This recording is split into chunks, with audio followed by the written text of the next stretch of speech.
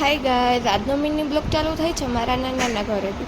હવે બેઠા બેઠા વાતો કરતા હતા તો અમને મેગી ખાવાનું મન થયું, એટલા માટે હું અને મારી મામાની છોકરી બંને મેગીનો મસાલો સુધારવા માટે બેસી ગયા.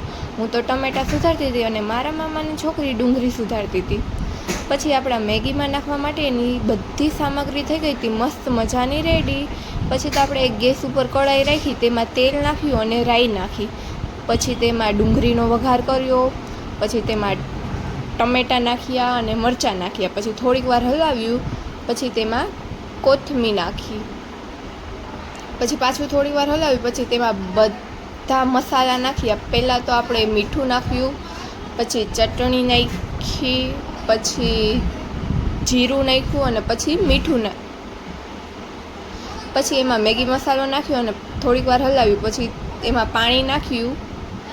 પાણી નાખીને થોડીક વાર હલાવ્યું. પછી તેમાં આપણે મેં અને મારી મામાની છોકરીએ મેગી નાખી દીધી. પછી જ્યાં લગીને મેગી બનતી હતી ત્યાં લગીને અમે બારે હિંચકા ખાવા માટે બેસી ગયા. મને હિંચકા ખાવા બહુ ગમે. હિંચકા ખાવા કોને કોને ગમે કમેન્ટમાં જરૂર કહેજો. પછી આપણે હિંચકા ખાઈને અંદર ગયા એટલે આપણી મેગી થઈ ગઈ હતી મસ્ત મજાની રેડી. પછી અમે જમવા બેસી ગયા. પછી હું અને મારી મામાની છોકરી વાસણ ધોવા માટે બેસી ગયા. આજનો મિની બ્લોગ આ લગી.